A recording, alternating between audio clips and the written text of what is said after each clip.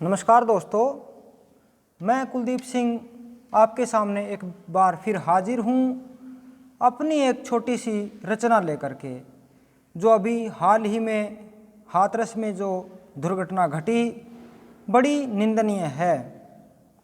और उस दुर्घटना के लिए सिर्फ वो 4 दरिंदे ही जिम्मेदार नहीं हैं, बल्कि उसके लिए आप और हम सब जिम्मेवार हैं। क्योंकि आपको वो वाक़या याद होगा महाभारत का, जब महाभारत काल में द्रौपदी का चीरहरण हुआ था, तो हम उसके लिए सिर्फ दुर्योधन और दुशासन को भी जिम्मेदार नहीं ठहरा सकते। इसके लिए हर वो शख्स जिम्मेदार था जो सभा में मौजूद था, चाहे वो गुरु द्रोणाचार्य रहे हों, भीष्म पितामह रहे हों, चाहे गुरु कृपाचार्य रहे हों, और चाहे स्वयं धर्मराज युधिष्ठिर क्यों ना हो। वो सभी लोग जिम्मेदार थे, क्योंकि वो लोग चुपचाप मौन धारण किए हुए सब कुछ देख रहे थे। और आज वही स्थिति है, सब लोग तमाशबीन बने हुए हैं। अगर आप लोगों ने उसी प्रकार से अगर मौन धारण कर लिया, तो आने वाला जो समाज है वो और भी खोखला होता चला जाएगा। हमारा समाज बड़ी तेज़ी से पतन की ओर अग्रसर है।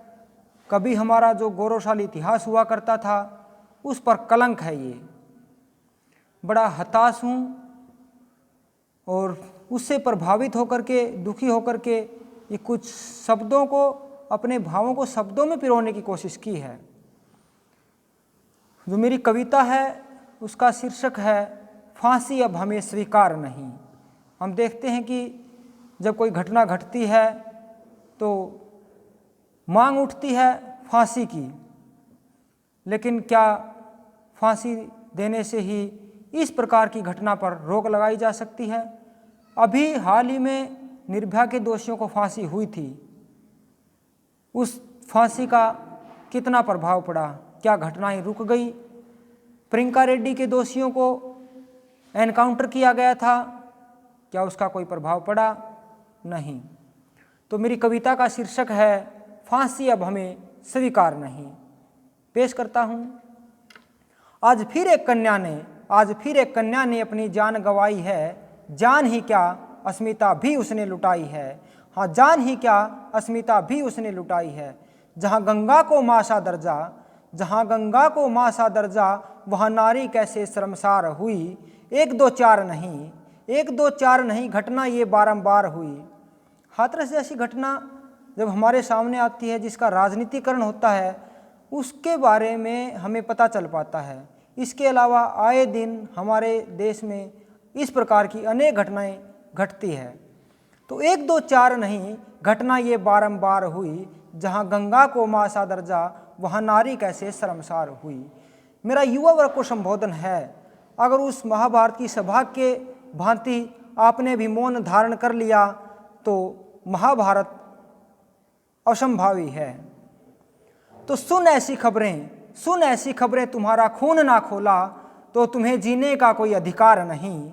सुन ऐसी खबरें, तुम्हारा खून ना खोला तो तुम्हें जीने का कोई अधिकार नहीं। सजा कुछ बड़ी सोचो इन दरिंदों के लिए। फांसी अब हमें इनके लिए स्वीकार नहीं। क्योंकि फांसी तो हम लगा करके देख चुके, घटनाएं नहीं रुक रही। तो सजा कुछ बड़ी सोचो इन दरिंदों के लिए। फांसी अब हमें स्वीकार नहीं। सजा बहुत छोटी है फांसी, हाँ सजा बहुत छोटी है फांसी, जुर्म है बहुत भारी। जो फांसी की सजा है, उस सजा को पा करके अपराधी पल भर में एक आसान सी मौत पा जाता है। उन लोगों को उस दर्द का एहसास तक नहीं होता जिन्होंने उस मासूम को जो पीड़ा दी है, जो उस मासूम ने पल पल मौत को जिया है। इसलिए फांसी की सज़ा दे करके हम उस मासूम के साथ और ज़्यादा ज़्यादती करते हैं, उसको अपमानित करते हैं, क्योंकि उसको बड़ी आसान सी मौत उन दरिंदों को मिल जाती है। तो मैंने लिखा है सज़ा बहुत छोटी है फांसी, जुर्म है बहुत भारी। लटका दो इन्हें चौराहे पर। इनके लिए सज़ा क्या होनी चाहिए वो सुनिए। लटका दो इन्हें चौराहे पर, लिख माथे पर बलात्कारी। नोच दिया उस मासूम को, हाँ नोच दिया उस मासूम को बेरहमी से, पल भर भी ना सोचा उसमें भी जान है। टांग चौराहे पर पत्थर मारो, हाँ टांग चौराहे पर पत्थर मारो, उधेड़ो चमड़ी नोच लो नाखून, हाँ यही तो वो मानव रूप में छिपे शैतान हैं, हाँ यही तो वो मानव रूप में छिपे शैतान हैं। गर फिर भी बच जाए, गर फिर भी बच जाए जान इन दरिंदों की, गर फिर भी बच जाए जान इन हैवानों की, तो इनको जिंदा जला डालना चाहिए। अगर फिर भी बच जाए जान इन हैवानों की तो इनको जिंदा जला डालना चाहिए। हो खौफनाक मंजर इतना, हाँ हो खौफनाक मंजर इतना, देखने वाले की रूह तक कांप जानी चाहिए। खाकी और खादी, जो खाकी और खादी ने जो क्रूर कर्म किया है, भारतीय संस्कृति को कलंकित किया है। जहाँ मध्य रात्रि में जो संस्कार किया गया वो उस मासूम का ही अंतिम संस्कार नहीं था, बल्कि वो भारत का भी अंतिम संस्कार था। तो यहाँ पर लिखा है, खाकी और खादी में भी छुपे हैवान यहाँ, खाकी और खादी में भी छुपे हैवान यहाँ, बताओ मध्य रात्रि में होता अंतिम संस्कार कहाँ, बताओ मध्य रात्रि में होता अंतिम संस्कार कहाँ। आज खादी भी खेल गई, हाँ आज खादी भी खेल गई, अपना क्रूर कर्म छुपाने को खाकी निढाल हुई, हाँ खाकी निढाल हुई। अब आगे कौन आएगा इनको न्याय दिलाने को। हमारा स्वाभिमान, जो नारी है वो हमारा स्वाभिमान है, माता के रूप में, बहन के रूप में, बेटी के रूप में, पत्नी के रूप में, वो हमारा स्वाभिमान है।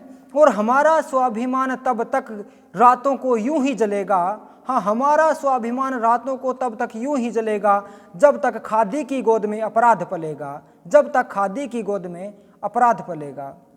ये मेरी छोटी सी रचना थी दोस्तों। थैंक यू, धन्यवाद, जय हिंद।